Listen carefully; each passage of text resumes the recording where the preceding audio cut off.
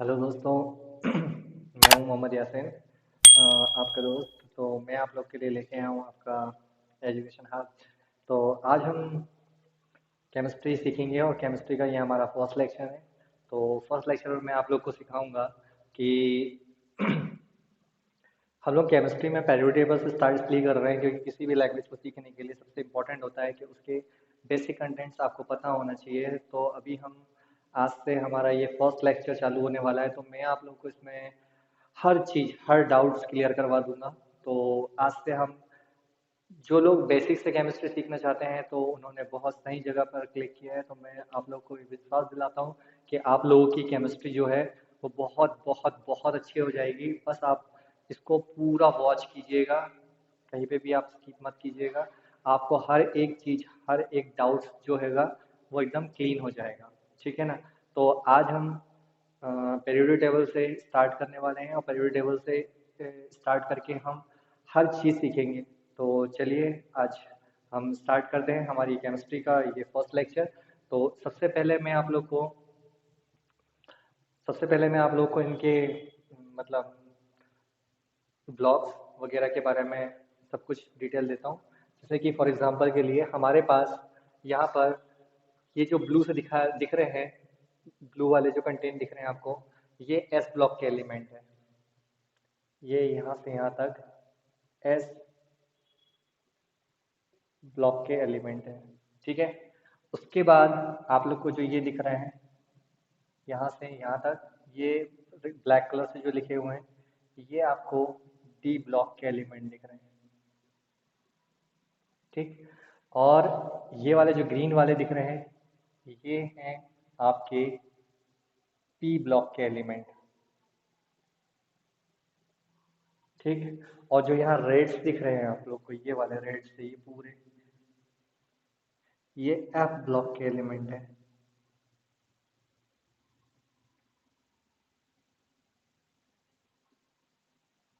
ठीक है? तो ये यहाँ से यहाँ तक पूरे रेड वाले जो है एफ ब्लॉक के एलिमेंट्स है। ठीक? तो आप लोग को इतना तो समझ में आ गया कि एस ब्लॉक के एलिमेंट कितने हैं, डी ब्लॉक के एलिमेंट कौन से हैं, पी ब्लॉक के एलिमेंट कौन से हैं और एफ ब्लॉक के एलिमेंट कौन से हैं। ठीक है ना? अब कंडीशन ये है कि ये एलिमेंट्स जो हैं, इनका इनका हमें देखना है सबसे पहले एटॉमिक नंबर। ठीक है ना? कि इनका एटॉमिक नंबर क्या है। ठीक?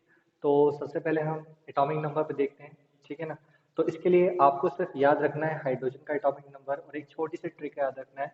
एटॉम हाइड्रोजन का जो एटॉमिक नंबर होता है वो 1 होता है। उसके बाद आप लोग को सिर्फ और सिर्फ एक ट्रिक याद रखना है, 2, 8, 8, 18, 18 और 32। ठीक है? ये एक शॉर्टेज ट्रिक है जिसको आपको याद रखना है, जिसके थ्रू आप बाकी के जितने भी एलिमेंट है उनका इलेक्ट्रॉनिक नंबर आप आसानी से कर पाएंगे। इसके बाद हम इलेक्ट्रॉनिक कॉन्फ़िगरेशन पे भी जाएंगे, इलेक्ट्रॉनिक कॉन्फ़िगरेशन भी सीखेंगे। ठीक है ना? तो सबसे पहले मैं आप लोगों को सबके इन सबके क्या बोलते हैं, इस सबके हम पहले क्या करते हैं, एटॉमिक नंबर निकालते हैं।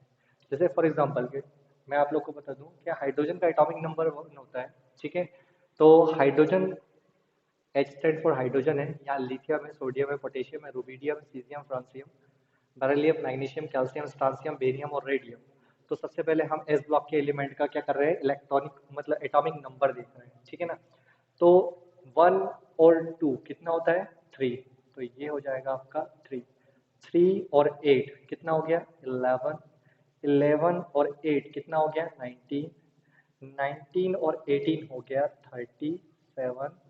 37 और 18 हो गया 55 और 32 हो गया 87। यहाँ तक तो आपको समझ में आ गया होगा कि इनका ये आपने लिख लिया। अब कंडीशन ये है, यहाँ हमारे पास एटॉमिक नंबर कितना है, 1। तो इसी की रो में देखिए, फर्स्ट रो में हीलियम आता है और इसका एटॉमिक नंबर कितना होगा, 2। ठीक? उसके बाद हमारे पास लिथियम का जो एटॉमिक नंबर है वो कितना दिया हुआ है, 3 दिया हुआ है। तो 3। तो बेरिलियम इसके जस्ट बाद है, तो इसका एटॉमिक नंबर कितना होगा, 4। इसी रो में हम आगे चलते हैं तो बोरान का एटॉमिक नंबर हो जाएगा 5, कार्बन 6, नाइट्रोजन 7 ऑक्सीजन 8, ऑक्सीजन का हो गया 8, फ्लोरीन 9, नियॉन 10। ठीक, उसके बाद यहाँ आते हैं हम सोडियम के ऊपर। सोडियम का जो एटॉमिक नंबर है वो 11 है, तो मैग्नीशियम का कितना हो जाएगा 12, एल्यूमिनियम का हो जाएगा 13, रो वही है, silicon 15, phosphorus 15, sorry silicon 14, phosphorus 15, sulphur 16, chlorine 17, argon 18। ठीक, उसके बाद वो 18 है तो यहाँ देखो 19 लिखा हुआ है डायरेक्टली। 19 के बाद ये कितना हो जाएगा 20, कैल्शियम।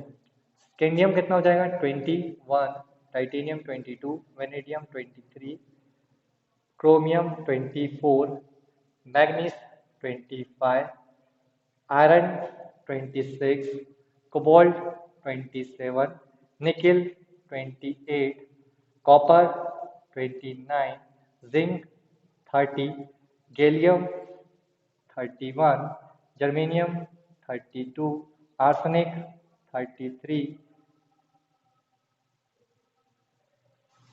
33, ठीक है, सेलेनियम 34, ब्रोमीन 35 और क्रिप्टॉन हो जाएगा 36। उसके बाद यहाँ पे आते हैं तो 37 मिल गया आपको, तो ये होगा 38, कौन strontium, yttrium 39, zirconium 40, नोबियम 41, molybdenum 42, technetium 43, ruthenium 44, rhodium 45, palladium 46, silver 47, cadmium 48,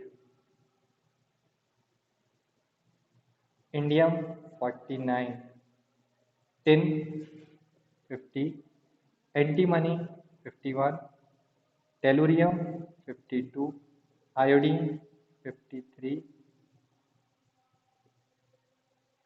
xenon 54। Right guys, उसके बाद आ गया सीजियम आपका 55, तो बेरियम कितना हो जाएगा 56, लैंथेनम 57। ये हो गया लैंथेनम तक, ठीक है ना 57।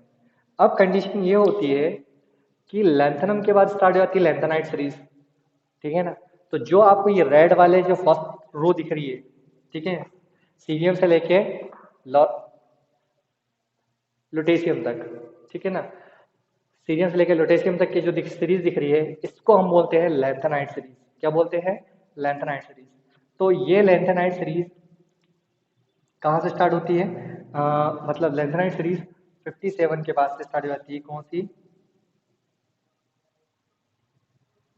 लैंथेनॉइड्स, ठीक है, लैंथेनॉइड सीरीज स्टार्ट हो जाती है।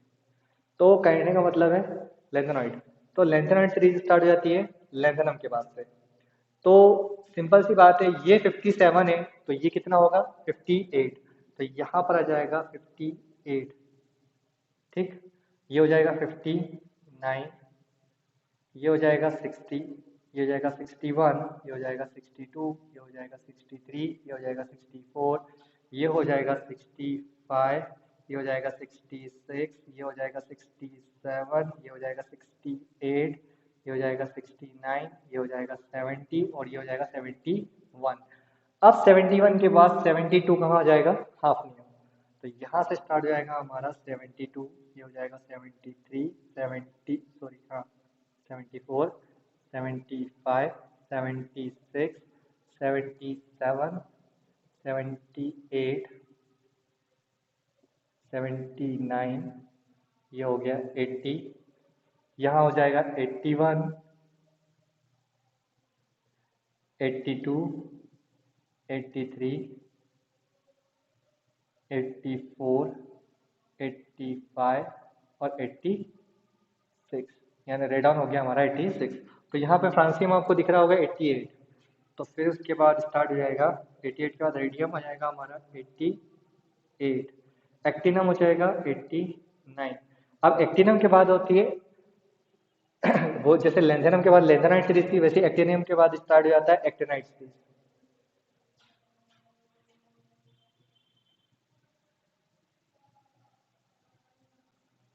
ठीक है ना, एक्टिनॉइड सीरीज। तो गाइस इसके बाद जब आप देखेंगे कि यहाँ पर 89 था, तो ये आ गया हमारा 90, ये हो गया हमारा 91, ये हो गया हमारा 92, ये हो गया हमारा 93, 94, 95, 96, 97, 98, 99, 100, 101, 102 और 103। मतलब थोरियम से लेके लॉरेंसियम तक ये पूरी की पूरी क्या है, एक्टिनॉइड सीरीज है। ठीक है ना। उसके बाद ये 103 आने के बाद इधर सोडियम हो जाएगा 104, फिर उसके बाद 105, 106, 107, 108, 109, 110, 111, 112, 113, 114, 115, 116, 117 और ये हो गया हमारा 118। अब यहाँ पर हमारा कहाँ से लेके फ्रांसियम से लेके कहाँ तक, ऑग्नेशन तक, ये हो गए हमारे 118 एलिमेंट। ठीक। कंडीशन ये होती है कि अब हमारे पास ये तो था, हमने अभी तक पढ़ लिया एटॉमिक नंबर, मतलब पीरियोडिक टेबल से भी हमने फर्स्ट पॉइंट क्या क्लियर कर दिया, हमको पता चल गया है कि कौन से एलिमेंट का एटॉमिक नंबर कितना होता है। ठीक है ना, सबसे पहले हमने कंप्लीट किया है एटॉमिक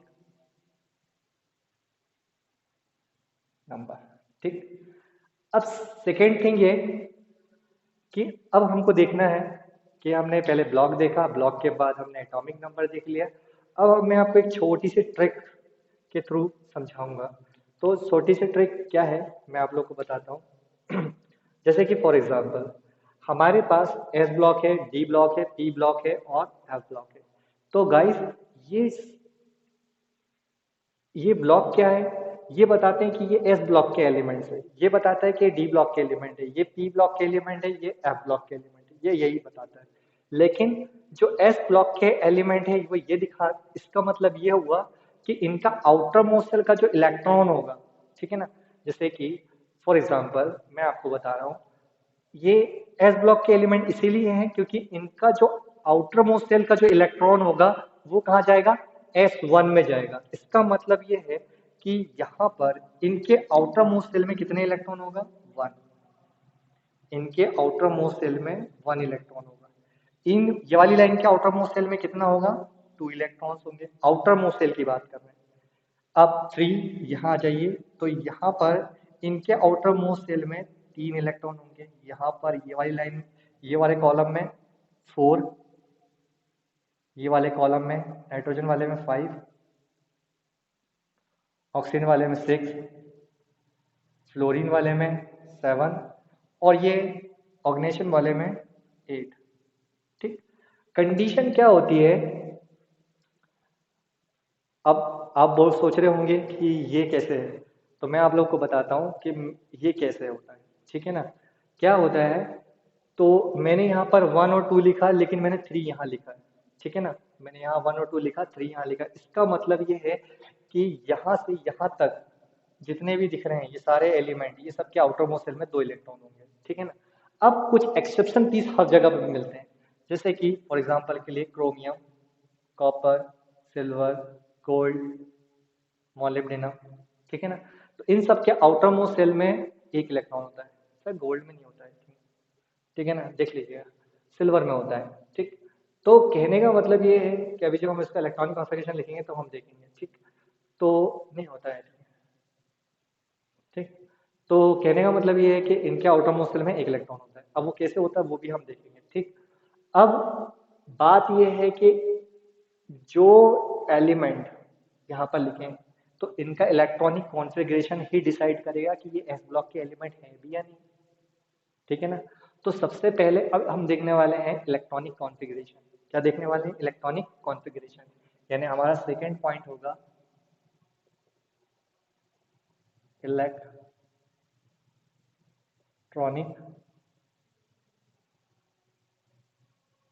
कॉन्फ़िगरेशन। ठीक है, इलेक्ट्रॉनिक कॉन्फ़िगरेशन के लिए हमारे पास बहुत एक शानदार से ट्रिक है, ठीक है ना, तो जिसको आपको फॉलो करना है। तो मैं आप लोग को यहीं पे वो ट्रिक लिख देता हूँ नीचे साइड में। ठीक है, आप लोगों को क्या करना है, सबसे पहले तो एक फॉर्मूला लर्न करना है, n s n minus two f n minus one d और एन पी। इस फॉर्मूले के थ्रू आप किसी भी एलिमेंट का इलेक्ट्रॉनिक कॉन्फ़िगरेशन निकाल सकते हैं। ठीक, कंडीशन क्या होती है अब वो देखते हैं। ठीक है, तो सबसे पहले आप लोग क्या करेंगे, सबसे पहले आप लोग ये करेंगे कि n इज इक्वल टू 1 रखेंगे, फिर n इज इक्वल टू 2 रखेंगे, फिर n इज इक्वल टू 3 रखेंगे, फिर n इज इक्वल टू 4 रखेंगे, फिर n इज इक्वल टू 5 रखेंगे, फिर n इज इक्वल टू 6 रखेंगे, फिर n इज इक्वल टू 7। ठीक, अब ये 7 तक क्यों रख रहे हैं, क्योंकि हमारे पास 7 रो है।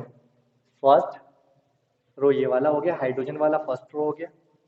ठीक, लिथियम वाला सेकंड रो हो गया, सोडियम वाला थर्ड रो हो गया, पोटेशियम वाला फोर्थ, रुबिडियम वाला 5, सीजियम वाला 6 और फ्रांसियम वाला 7। इसलिए हमने 1 से लेके कितना लिखा है 7, यानी हमारे पास जो नंबर ऑफ ऑर्बिट होंगे वो कितने होंगे 7। कितने होंगे 7। तो मैं एक यहाँ पर एटम का एटॉमिक स्ट्रक्चर बनाता हूँ। इसमें हमने प्रोटॉन लिया और क्या लिया, न्यूट्रॉन। प्रोटॉन के ऊपर पॉजिटिव चार्ज होता है, न्यूट्रॉन तो न्यूट्रल रहता है, उस पर कोई चार्ज नहीं रहता है। ये हो गया हमारा फर्स्ट ऑर्बिट, ये हो गया हमारा सेकेंड ऑर्बिट, ये हो गया हमारा थर्ड, ये हो गया फोर्थ, ये हो गया हमारा फिफ्थ ऑर्बिट,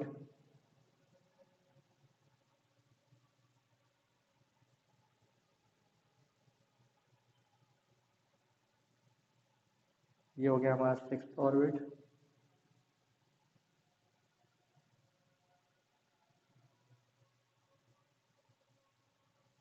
और ये हो गया हमारा लास्ट ऑर्बिट 7 नंबर का। ठीक, तो ये मैंने यहाँ पे इतने ऑर्बिट ले लिए, 7 ऑर्बिट लिए। तो यहाँ पर फर्स्ट वाले ऑर्बिट की बात कर रहे हैं हम।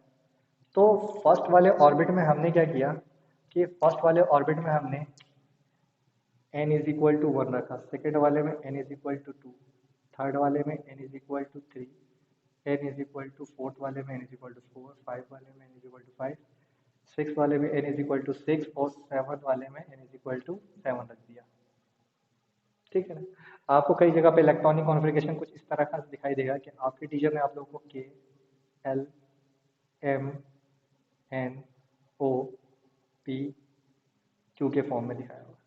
ठीक, अब कंडीशन ये है कि हमें इलेक्ट्रॉनिक कॉन्फ़िगरेशन सीखना है। ठीक है ना, तो सीखने के लिए हमें क्या करना पड़ेगा, हमें पहले पता करना पड़ेगा कि ऑर्बिट क्या होता है। तो मैंने आप लोग को बताया कि जितने भी दिख रहे हैं ये सब क्या है, ऑर्बिट है, जहाँ पर इलेक्ट्रॉन ट्रैवल करते हैं। ठीक है ना, मूव करते हैं। ठीक है, इलेक्ट्रॉन के पाए जाने की प्रोबेबिलिटी। अब जहाँ पर इलेक्ट्रॉन के पाए जाने की प्रोबेबिलिटी सबसे ज़्यादा हायर होती है, यानी जहाँ पर इलेक्ट्रॉन पाए जाते हैं उस जगह को बोलते हैं ऑर्बिटल्स। ठीक है, जहाँ पे इलेक्ट्रॉन होते हैं।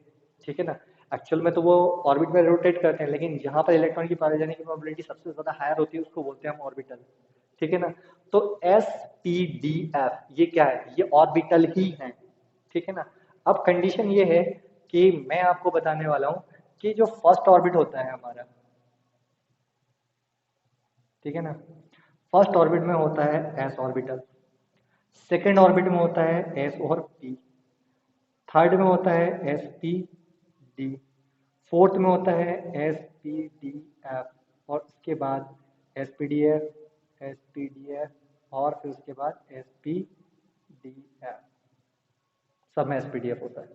यानी एस जो है हमारा, जो एस ऑर्बिटल है, एस ऑर्बिटल वो कहाँ से स्टार्ट हो रहा है? फर्स्ट से स्टार्ट हो रहा है, फर्स्ट ऑर्बिट से। पी हमारा कहाँ से स्टार्ट हो रहा है? सेकेंड ऑर्बिट से। डी हमारा कहाँ से स्टार्ट हो रहा है? थर्ड ऑर्बिट से। और एफ हमारा फोर्थ ऑर्बिट से स्टार्ट हो रहा है। ठीक है ना?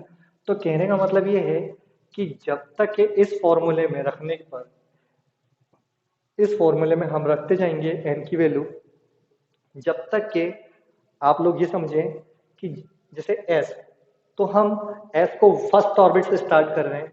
अब जब तक कि हम यहाँ पे ये 4f ना जाए तब तक हम नहीं लिखेंगे। 3d जब तक ना जाए तब तक हम नहीं लिखेंगे, जब तक 2p ना जाए तब तक हम लिखेंगे नहीं। ठीक है ना? यानी कुल मिलाकर हम यहाँ पर मैंने आपको अकॉर्डिंग टू स्ट्रक्चर ये बताया कि एस है फर्स्ट ऑर्बिट में, इसका मतलब 1 रखने पर सिर्फ और सिर्फ एस आएगा।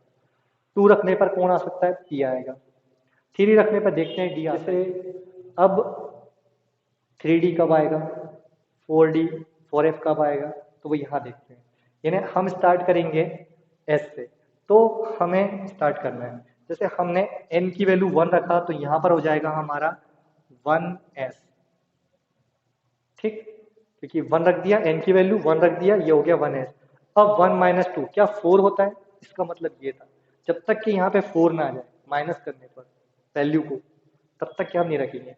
क्या 1 माइनस 2 इज इक्वल टू 4 होता है? नहीं, माइनस 1 होता है, इसलिए हम उसको नहीं रखेंगे। फिर यहाँ पे 1 माइनस 1 0, क्या 3 आया? नहीं। 1 रखने पर 2 आ सकता है कभी? पॉसिबल ही नहीं है। तो ये तो खत्म हो गई कहानी।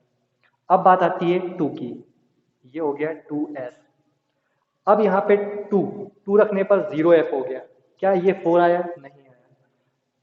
2 रखने पर 2 माइनस 1 कितना आया? 1d।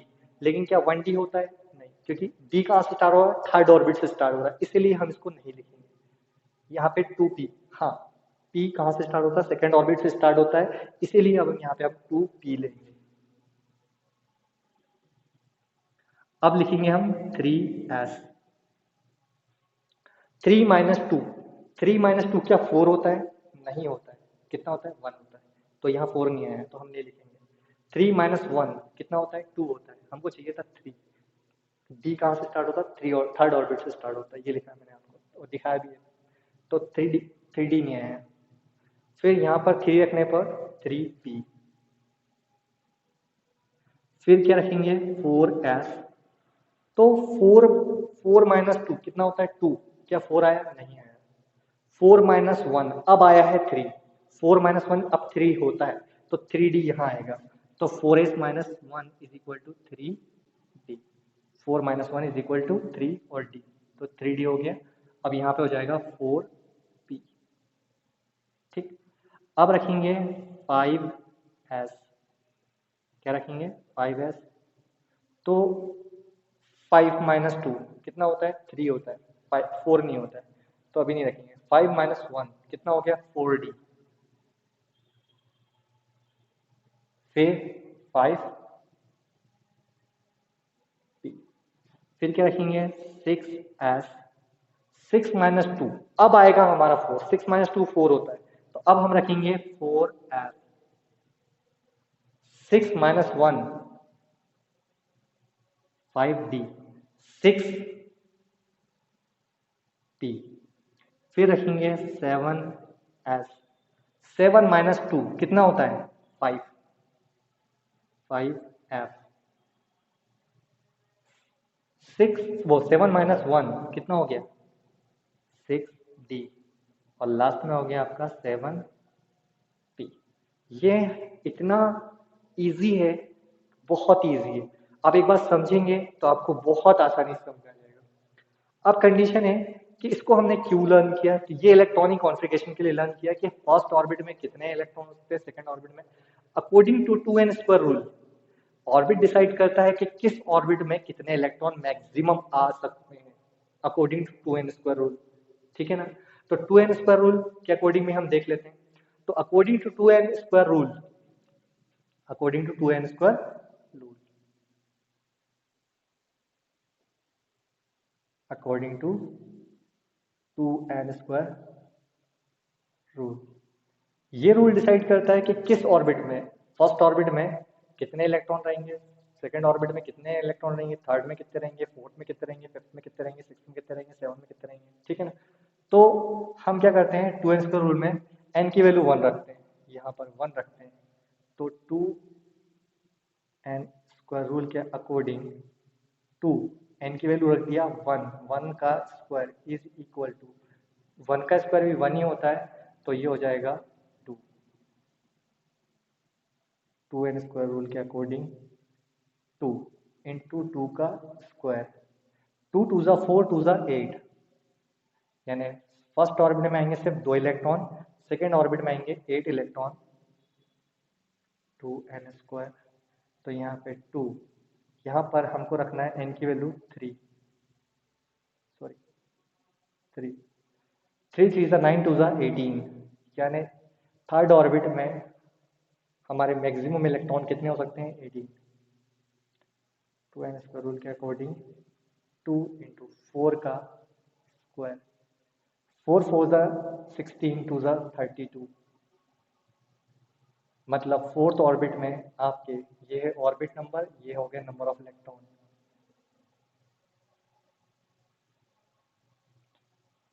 2 इंटू 5 का स्क्वायर इज इक्वल टू 5 5 ज़ा 25 और 2 ज़ा 50, ठीक है। फिर 2n², 2 इंटू 6 का स्क्वायर, 6 6 ज़ा 36, 2 ज़ा 72, और 2n² रूल के अकॉर्डिंग 2 इंटू 7 का स्क्वायर इज इक्वल टू हो जाएगा 7 7 ज़ा 49 और 2 ज़ा 98। यानी कुल मिलाकर ये कहा जा सकता है कि फर्स्ट ऑर्बिट में सिर्फ कितने इलेक्ट्रॉन आ सकते हैं, मैक्सिमम 2, ठीक। सेकंड ऑर्बिट में कितने आ सकते हैं, सेकंड ऑर्बिट में आएंगे मैक्सिमम इलेक्ट्रॉन 8, थर्ड ऑर्बिट में 18, फोर्थ ऑर्बिट में 32, फिफ्थ में 50, सिक्स में 72 और 7 में 78। ये हो गए इनके maximum number of electrons according to square rule. तो इस कंडीशन में ये होता है कि जब हम इलेक्ट्रॉनिक कॉन्फ़िगरेशन लिखते हैं तो इलेक्ट्रॉनिक कॉन्फ़िगरेशन कैसे लिखते हैं, इस तरह से लिखते हैं। तो हमें पता रहता है कि हम क्या कर रहे हैं कि किसी भी पर्टिकुलर एलिमेंट का इलेक्ट्रॉनिक कॉन्फ़िगरेशन लिख रहे हैं। जैसे कि फॉर एग्जांपल के लिए हम यहाँ देखेंगे तो हमें यहाँ पर 2 कॉलम दिख रहे हैं एस ब्लॉक के। एस ब्लॉक के कितने कॉलम दिख रहे हैं, 2। इसका मतलब इस पर मिनिमम 1 इलेक्ट्रॉन हो सकता है और मैक्सिमम कितने हो सकते हैं, 2। इस पर मिनिमम कितना इलेक्ट्रॉन हो सकता है, 1 इलेक्ट्रॉन हो सकता है और मैक्सिमम कितने हो सकते हैं, 2, ठीक। टी में देखो काउंट करो, 1 2 3 4 5 6 कॉलम है। इसका मतलब मिनिमम 1 इलेक्ट्रॉन होगा और मैक्सिमम कितना होगा, 6। डी काउंट करो, 1 2 3 4 5 6 7 8 9 10, तो इसमें मिनिमम हो जाएगा 1 इलेक्ट्रॉन और मैक्सिमम हो जाएगा 10, ठीक। एफ में काउंट करो, 1 2 3 4 5 6 7 8 9 10 11 12 13 14, तो यहाँ पर मिनिमम इलेक्ट्रॉन हो जाएगा 1 और मैक्सिमम हो जाएगा 14, ठीक। तो कहने का मतलब है अब हम मैक्सिमम लेके चलते हैं, मिनिमम आप खुद कर, अभी अब हम कर लेंगे, ठीक है ना। तो एस ब्लॉक है तो कितना हो गया, 2 और 2 4 6 10, 10 और 2 12, 12 6 18, 18 और 2 20, 20 और 10 30, 30 और 6 36, 36 और 2 38 और 10 48 और 6 54, 54 के बाद 2 आ जाएगा तो ये हो जाएगा 56 और 14 हो जाएगा 70, 70 और 10 80, 80 और 6 86, 86 और 2, 86 और 2 हो जाएंगे हमारे 88 और 14 कितना हो जाएगा 102 और 10 112 और 6 118। यानी यहाँ पर आप इन सारे एलिमेंट्स को के इलेक्ट्रॉनिक कॉन्फ़िगरेशन आसानी से लिख सकते हैं, क्योंकि मैंने एटॉमिक नंबर आपको पहले ही बता दिए हैं, तो उसके अकॉर्डिंग आप इनका इलेक्ट्रॉनिक कॉन्फ़िगरेशन पहले ही लिख सकते हो। ठीक है ना। कंडीशन ये होती है कि फर्स्ट से स्टार्ट करते हैं हम, जैसे हम हाइड्रोजन का एटॉमिक नंबर देखते हैं, हाइड्रोजन का एटॉमिक नंबर कितना है 1, तो ये कितना हो जाएगा 1s1 हो जाएगा। हीलियम 1s2, इसका मतलब ये है कि इसका ऑर्बिट, फर्स्ट ऑर्बिट में 2 इलेक्ट्रॉन आ गए, अब ये पैक हो गया, ठीक है ना। मतलब इसका जो फर्स्ट साइकिल है वो कंप्लीट हो चुका है, ऑर्बिट, ठीक। सेकंड, लिथियम कितना है 3 है, तो 1s2 2s1, ये हो गया इसका इलेक्ट्रॉनिक कॉन्फ़िगरेशन। ये एक के बाद एक है, ठीक है ना। इसके बाद ये आएगा, फिर इसके बाद ये आएगा, इसके बाद ये आएगा, ऐसे है वन बाय वन। फिर बेरिलियम 1s2 2s2, तो जैसे आपको मैं बता रहा था कि हाइड्रोजन का 1s1 बोला था, तो देखो इसके आउटर मोल 1s1,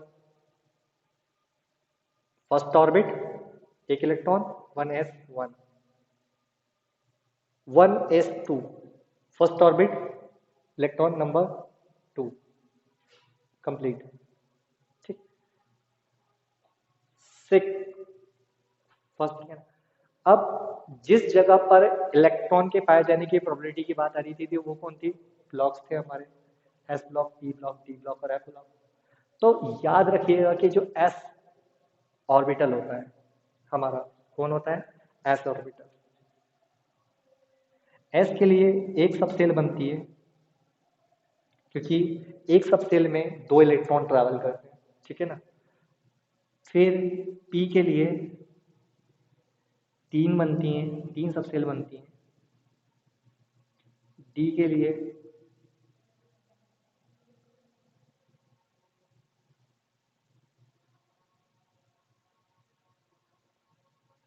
5 सबसेल बन जाएंगी।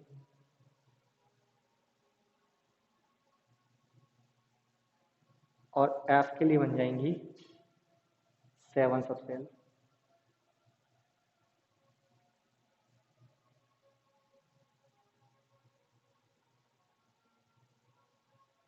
ठीक,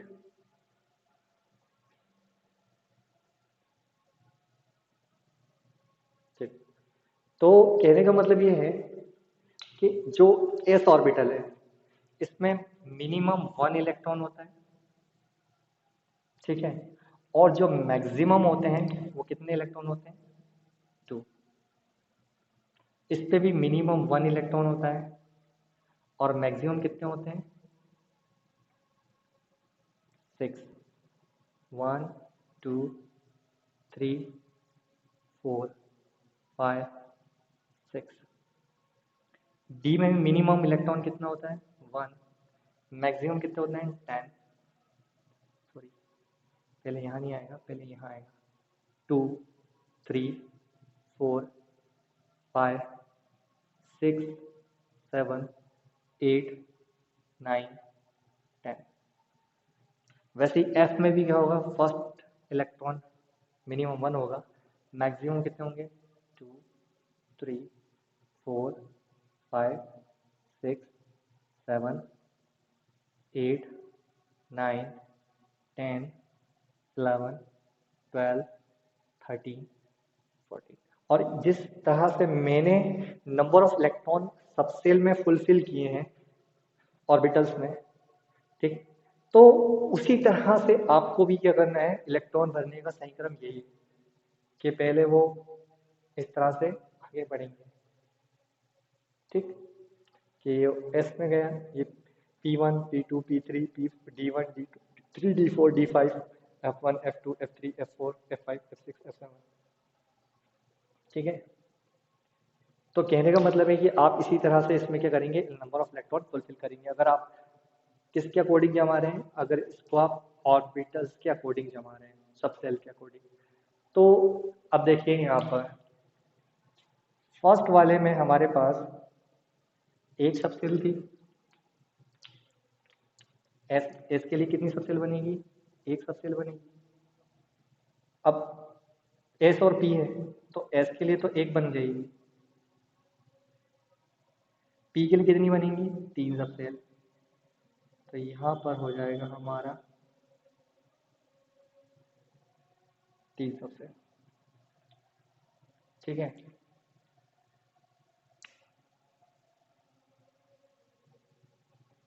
ठीक। उसके बाद फिर से कंडीशन क्या होगी कि फिर से हमारे पास क्या हो जाएगा, एस के लिए हमारे पास एक सब सेल आ जाएगी और पी के लिए जाएगी हम यहाँ पे 3 सब सेल और डी के लिए जाएगी हमारे पास 5 सब सेल।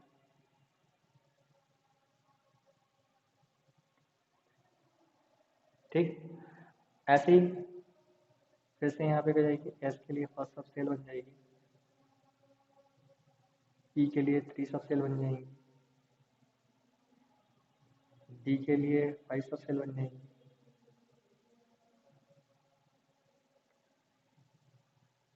और एफ के लिए हो जाएगी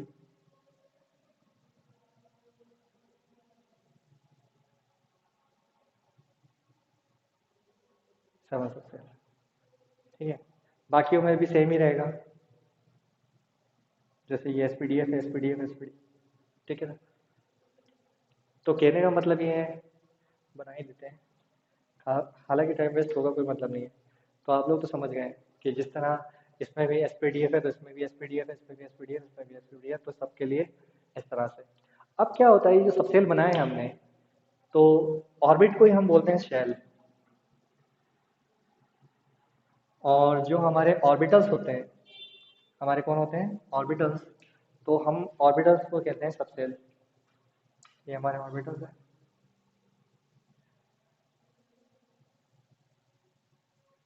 इन्हीं को हम बोलते हैं सबसेल।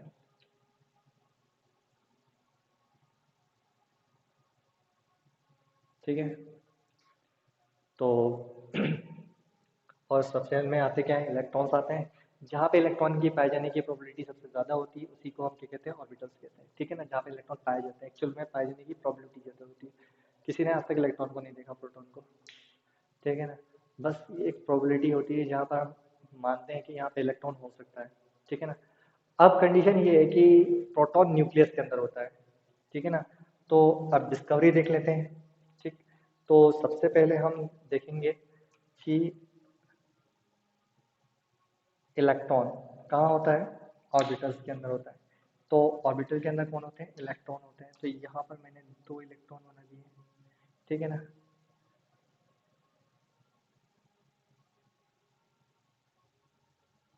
ठीक है। तो इसके अंदर ऑर्बिटल्स के अंदर कौन होते हैं, इलेक्ट्रॉन। और इलेक्ट्रॉन की डिस्कवरी किया था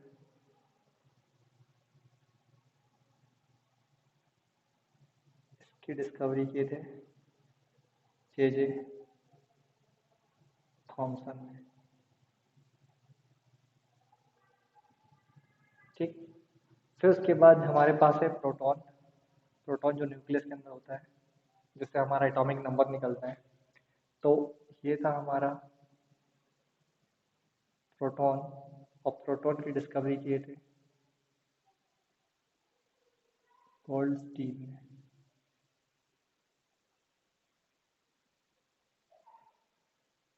ठीक। न्यूट्रॉन, न्यूट्रॉन की डिस्कवरी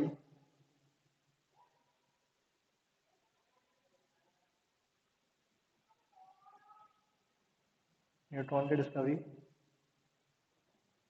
चैडविक की। ठीक।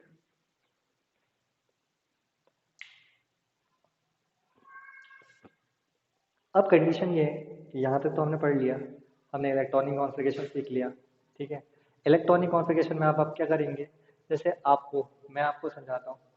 जैसे आपको पोटेशियम का इलेक्ट्रॉनिक कॉन्फ़िगरेशन निकालना है, तो आप यहाँ पे 19 काउंट करें।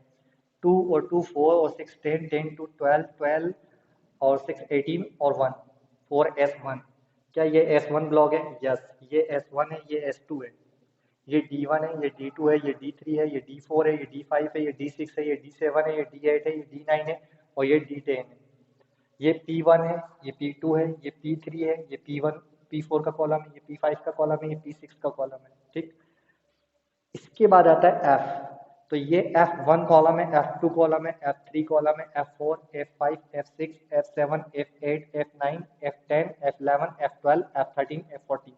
इसका मतलब ये है कि जब F1 वाला आएगा, मतलब जैसे यहाँ पर हमारा 4S1 होता है, वो 4F1 होता है, उसी के बाद अगर हम यहाँ पे देखते हैं स्कैंडियम के ऊपर D1 वाला देखेंगे तो स्कैंडियम पे आएगा, D2 वाला देखते हैं तो क्या में आएगा, टाइटेनियम पे आएगा, D3, D4, D5, D6, D7, D8, D9।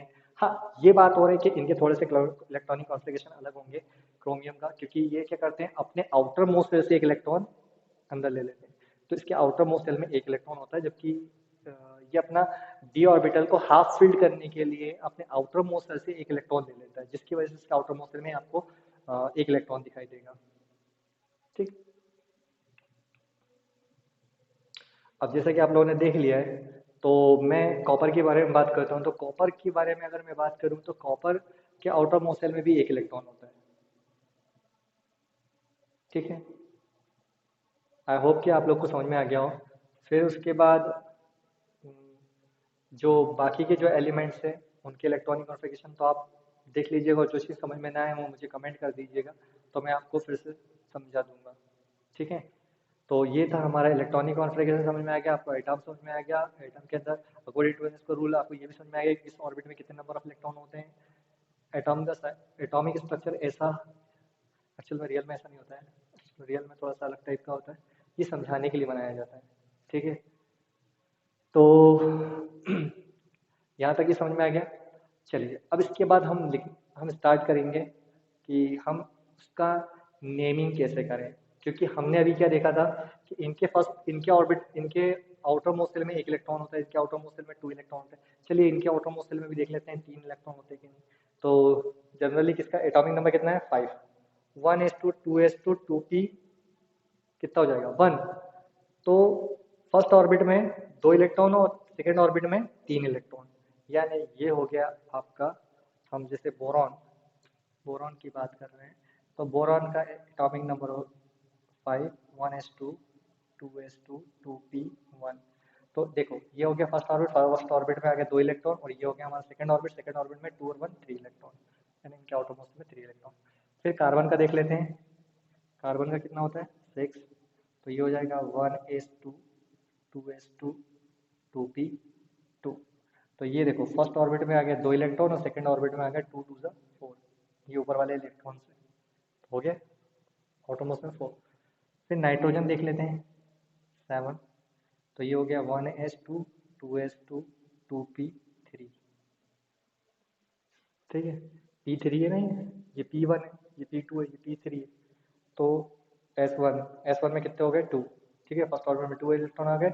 Second orbit, ये फर्स्ट में, ये फर्स्ट लिखा है तो फर्स्ट में फर्स्ट ऑर्बिट, यहाँ सेकंड लिखा है सामने तो ये सेकंड ऑर्बिट। सेकंड ऑर्बिट में कितने इलेक्ट्रॉन, 2 और 3 5, 5 electron. Oxygen 8, 1s2 2s2 2p4। ठीक, तो ये हो जाएगा 1s2 फर्स्ट ऑर्बिट में 2 इलेक्ट्रॉन, सेकंड ऑर्बिट में 2 और 6, 2 और 4 6 इलेक्ट्रॉन, ये आ गया 6। ठीक, फ्लोरीन 9, 1s2 2s2 2p5। ठीक, तो ये हो गया फर्स्ट ऑर्बिट में 2 इलेक्ट्रॉन, और सेकंड ऑर्बिट ये हो गया 2 और 5 7, इनके आउटर फोन में 7, ऑटोमोस्ट सेल में 7 इलेक्ट्रॉन हो गए। अब यहाँ पे आ गया ये वाला, तो ये तो कंप्लीट ही होता है, तो हम यहाँ पर ले लेते हैं किसका, नियॉन का ही ले लेते हैं आगे चल के। तो ये मैंने ले लिया नियॉन 10, 1s2 2s2 2p6। अब इसके आउटर मोस्ट सेल में 8 इलेक्ट्रॉन हो गए, और फर्स्ट ऑर्बिट कंप्लीट हो गया था, और सेकंड ऑर्बिट भी क्या हो गया, कंप्लीट। जैसे उसका सेकंड ऑर्बिट कंप्लीट हुआ तो वो नॉन रिएक्टिव हो गया, क्योंकि नोबल गैसेस से वो किसी रिएक्शन नहीं करेगा। ठीक है, जिसके भी ऑर्बिट कंप्लीट हो जाएगा वो रिएक्शन नहीं करेगा, जिसके भी आउटर मोस्ट सेल में कुछ बाकी रहेगा वही रिएक्शन करेंगे। अब देखिए, अब आपको ये मैंने समझा दिया कि इनके आउटर मोस्ट सेल में 1 इलेक्ट्रॉन होता है, इनके आउटर मोस्ट सेल में 2 होता है, तो इन सबके में भी 2 होता है। ठीक है, समझ जाओ अभी फिलहाल के लिए। इनमें 3 होता है, इनमें 4 होता है, इनमें 5 होता है, इनमें 6 होता है, इनमें 7 होता है, इनमें 8 होता है। तो 8 वालों का तो काम खत्म हो गया, क्योंकि 8 वाले रिएक्शन नहीं करेंगे, ये समझ जाओ। अब कंडीशन ये है कि जो 7 वाला है वो तो रिएक्शन करेगा, तो किससे करेगा, अरे भैया वो 1 इलेक्ट्रॉन ले सकता है ना किसी से, तो 1 इलेक्ट्रॉन देने वाला कौन है, ये है। अरे ये भी तो इलेक्ट्रॉन दे सकता है, तो उसके लिए हम क्या करेंगे, इसको 2 कर लेंगे। ठीक है, जैसे कि चलिए अब हम अपने आगे वाले पैटर्न की तरफ चलिए। तो अब हम आ गए हैं हमारे फ्लोरीन वाले, मतलब अब देखिए, जो ये हमारा ग्रुप 17 है, ठीक है ना। यहाँ फर्स्ट ग्रुप था, ये सेकंड था, ये third, fourth, fifth, six, seven, eight, nine, 10, 11, 12, 13, 14, 15, 16 और ये 17। इसके बाद वाला 18, जो 18 ग्रुप होता है वो जीरो ग्रुप भी होता है, उसको हम लिखते नहीं। ये हमारा 17 ग्रुप है। 17 ग्रुप को हम बोलते हैं हैलाइड।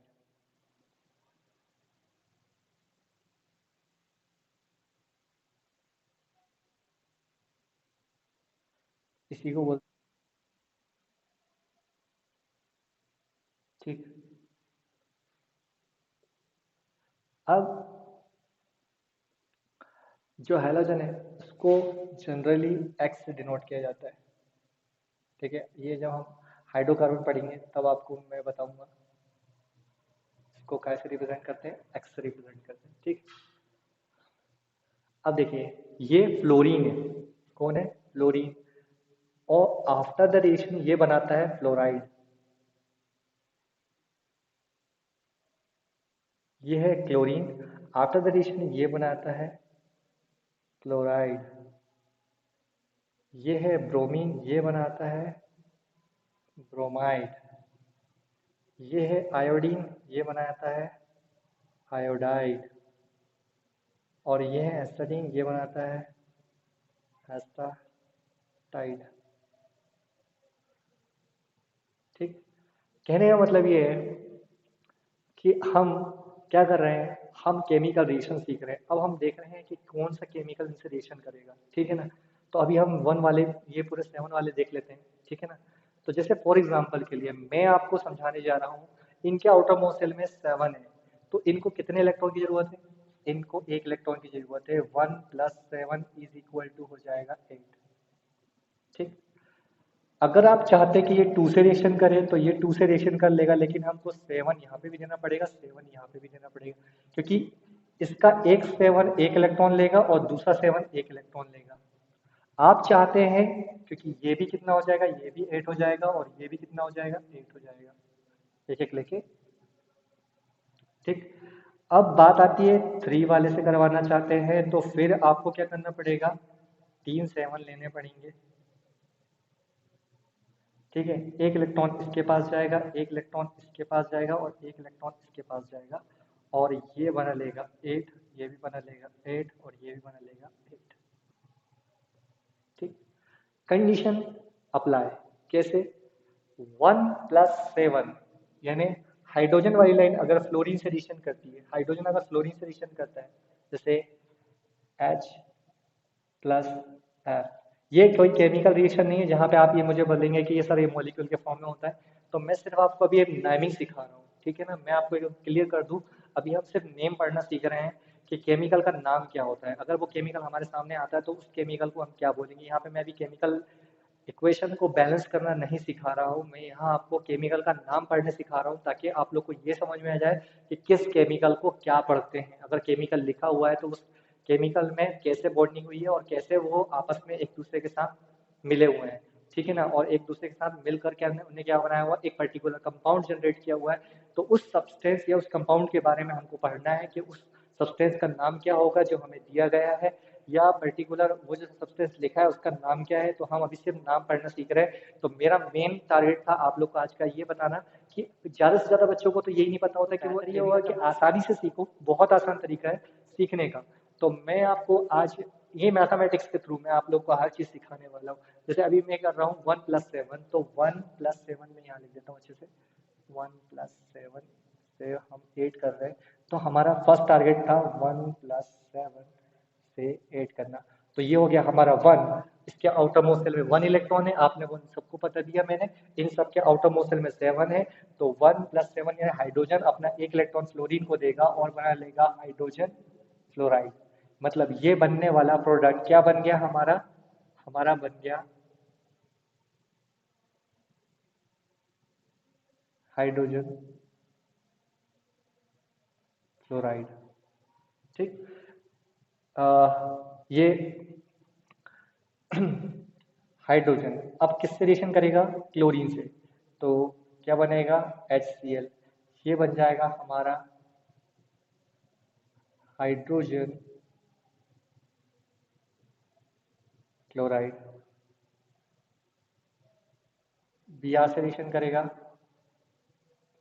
HBr, ये बन जाएगा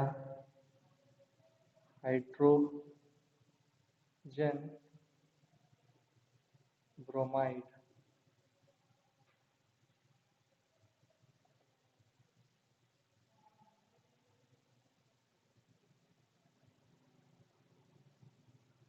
ठीक है, फिर HI बना लेगा, HI हाइड्रोजन आयोडाइड, और फिर H80 बना लेगा,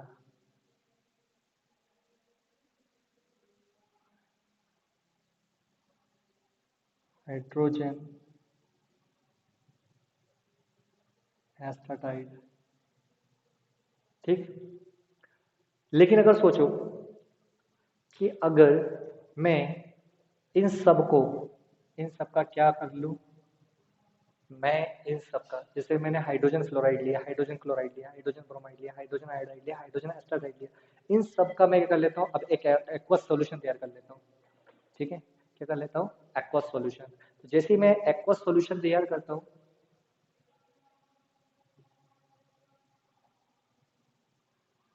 ठीक है, सॉल्यूशन, तो अगर मैं इनका एक्वस सॉल्यूशन तैयार करता हूँ तो यही हाइड्रोजन फ्लोराइड क्या बन जाएगा, हाइड्रोफ्लोरिक एसिड।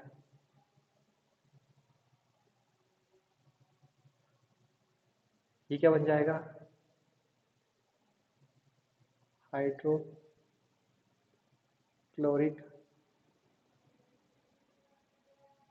एसिड। ये हाइड्रोक्लोरिक एसिड बन गया, ये बन जाएगा हाइड्रोब्रोमिक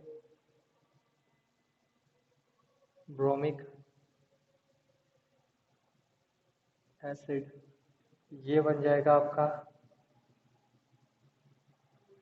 हाइड्रो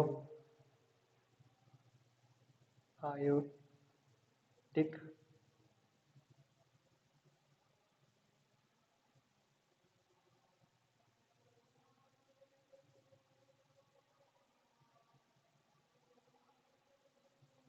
आयोडिक एसिड, और ये बन जाएगा आपका हाइड्रोस्टैटिक एसिड। ठीक, तो ये हो जाएगा आपका हाइड्रोस्टैटिक एसिड। ठीक, अब बात आती है, ये तो हमने 1+7 कर लिया, अगर हमारे पास 2+7 से बना है तो क्या करेंगे, कोई दिक्कत नहीं। हमने क्या कहा कि 7 वाले हम 2 ले लेंगे और 2 वाला 1 ले लेंगे। जैसे हमारे पास बेरिलियम है,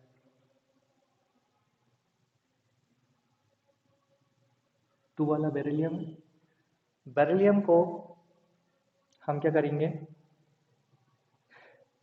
F2 से रिएक्शन करवा देंगे। ठीक, F2 क्यों, क्योंकि एक फ्लोरीन इस तरफ, एक फ्लोरीन इस तरफ, तो F2 से, तो ये बन जाएगा DeF2, और इसका नाम हो जाएगा, अब मैंने बताया था आपको फ्लोरीन है तो फ्लोराइड बनाएगा, तो इसका नाम, इसने रिएक्शन किससे किया, बेरिलियम से, तो इसका नाम हो जाएगा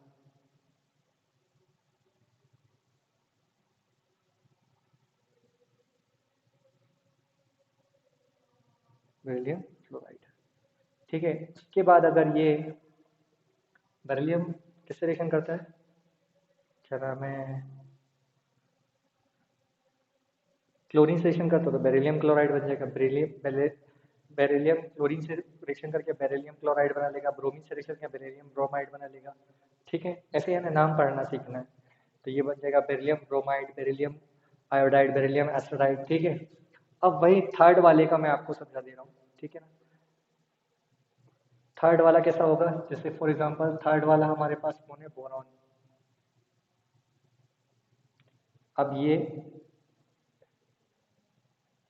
3 लिख दिया मैंने, कायदे से इसको 3F2 लिखना चाहिए था मेरे को, ठीक है ना, लेकिन और इसको 2 से करना था, लेकिन मैं सिर्फ आपको समझाने के लिए लिख रहा हूँ।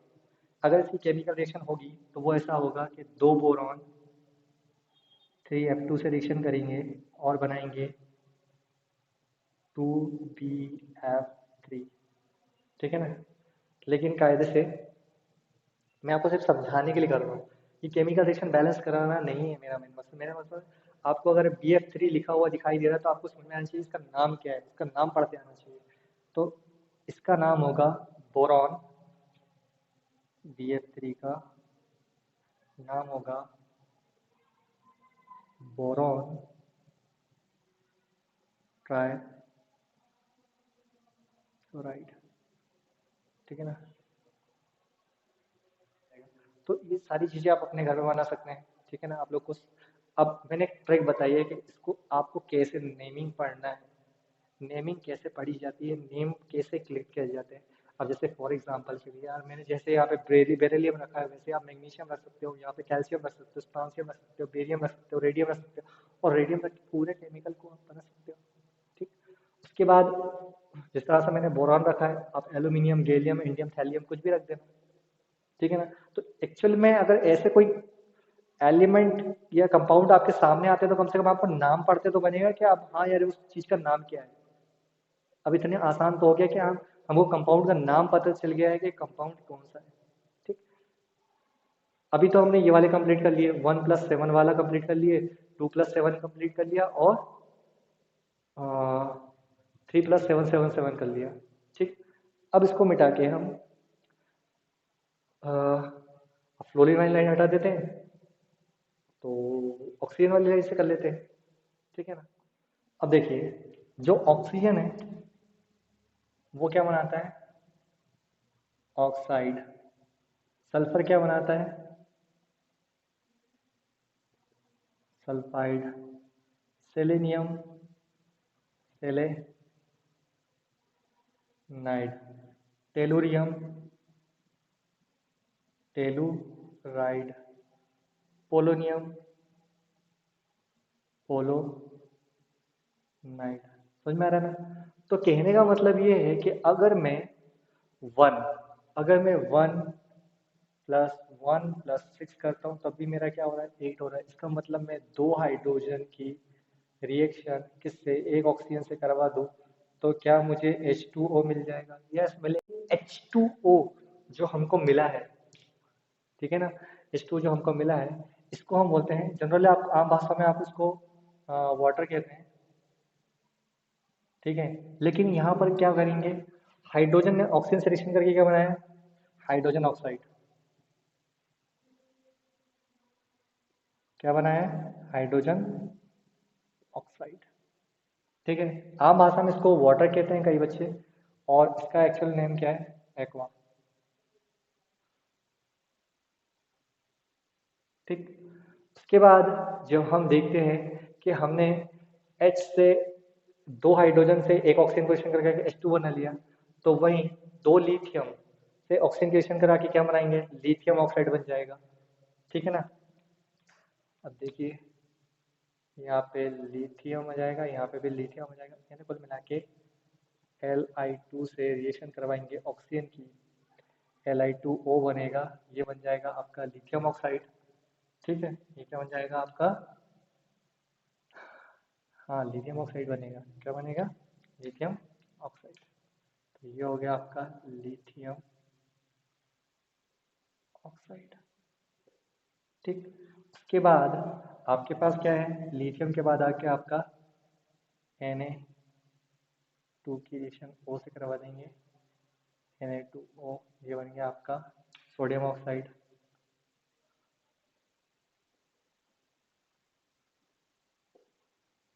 तो मेरे ख्याल से आपको पोटेशियम, रुबिडियम, सीजियम, फ्रांसियम बनाने में कोई दिक्कत नहीं जाएगी, आपको समझ में आ गया है, ठीक है।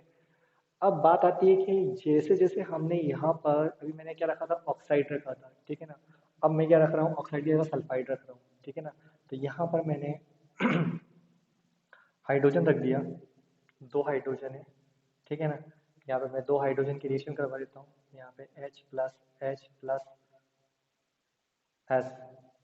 ठीक है ना। दो हाइड्रोजन की सिलेक्शन करवा रहा हूँ तो ये हो जाएगा H2S, और H2S को क्या पढ़ेंगे, अब ये हाइड्रोजन है, सल्फर सिलेक्शन करवाए तो हाइड्रोजन रिएक्शन करने के बाद क्या बनाता है, सल्फाइड बनाता है। तो इसका नाम क्या होगा, इसका नाम होगा हाइड्रोजन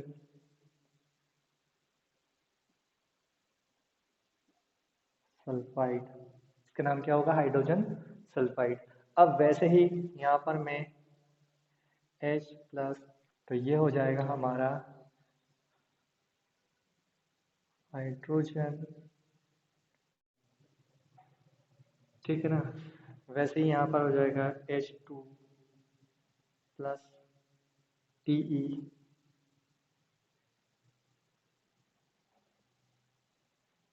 तो ये हो जाएगा हमारा हाइड्रोजन टेलुराइड। अब यहाँ पर H+, PO, तो H2PO बनेगा, ये बनेगा guys polonium hydride, polonium hydride, ठीक है ना। तो इस तरह से आप केमिकल नेम लिख सकते हैं इसका।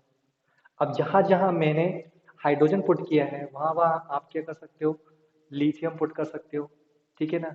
तो जैसे lithium, lithium sulphide, lithium selenide, lithium telluride, lithium पोलोनाइड।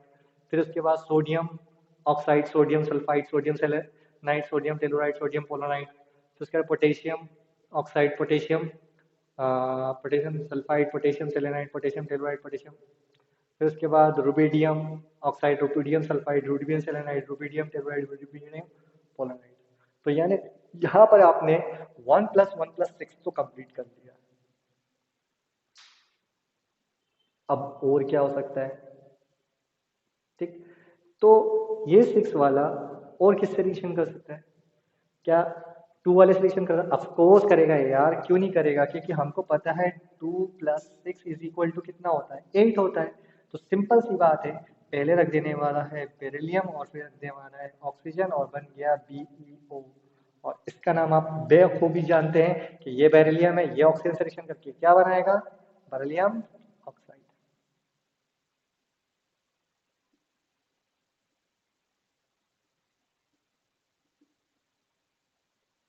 ठीक, तो सिंपल सी बात है, ये बेरिलियम ऑक्साइड बन गया है। तो उसके बाद मैग्नीशियम रख दीजिए तो मैग्नीशियम ऑक्साइड बन जाएगा, कैल्शियम रख दीजिए तो कैल्शियम ऑक्साइड बन जाएगा, स्ट्रांसियम रख दीजिए स्ट्रांसियम ऑक्साइड बन जाएगा।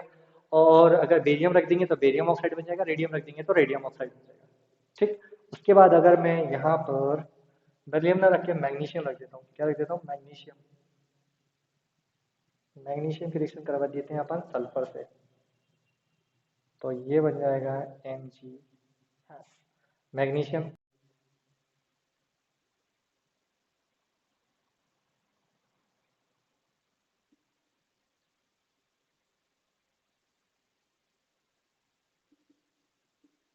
ठीक, मैग्नीशियम सल्फाइड। तो कहने का मतलब है मैग्नीशियम सल्फाइड बन गया। अब कंडीशन ये है कि कैल्शियम के साथ किसको रख देते हैं, सेलेनाइड को, तो कैल्शियम सेलेनाइड बन जाएगा।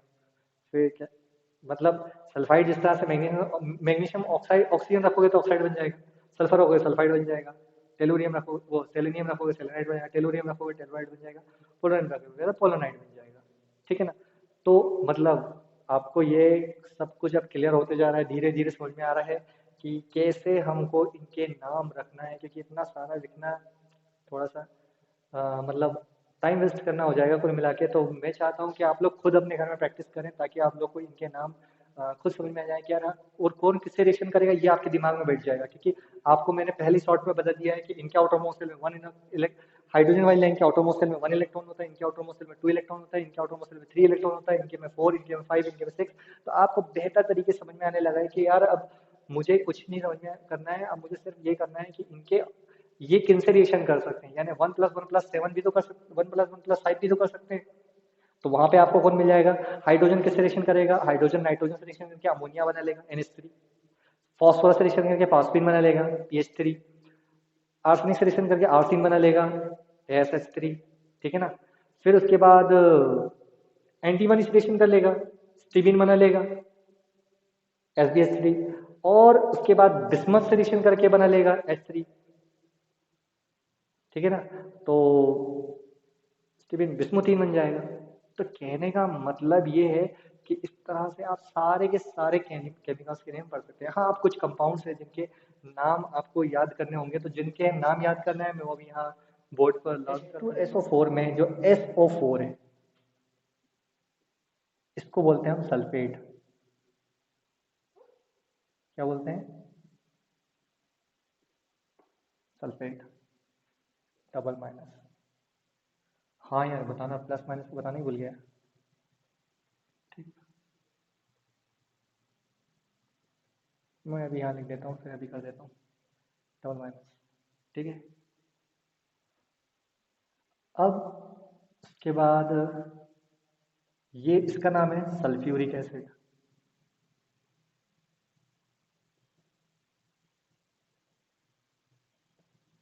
ठीक। फिर HCl, ये है हमारा हाइड्रो क्लोरिक एसिड, ठीक। उसके बाद है हमारा HNO3, तो ये हमारा है नाइट्रिक एसिड, ठीक। PO4 को बोलते हैं फॉस्फेट,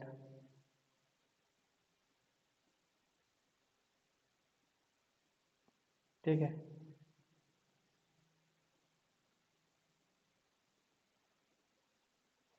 CO3 को बोलते हैं कार्बोनेट, ठीक। फॉस्फेट में 3 माइनस नहीं है। कार्बोनेट,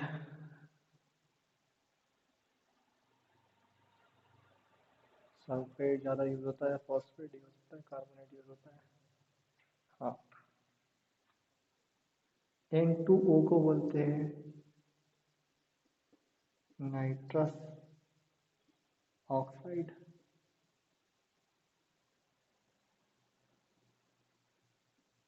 NO को बोलते हैं नाइट्राइड, NO2 को बोलते हैं नाइट्राइड, NO3 को बोलते हैं नाइट्रेट, फिर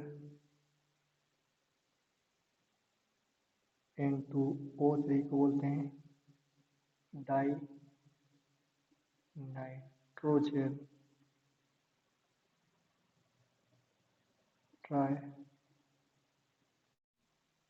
N2O5 को बोलते हैं डाई नाइट्रोजन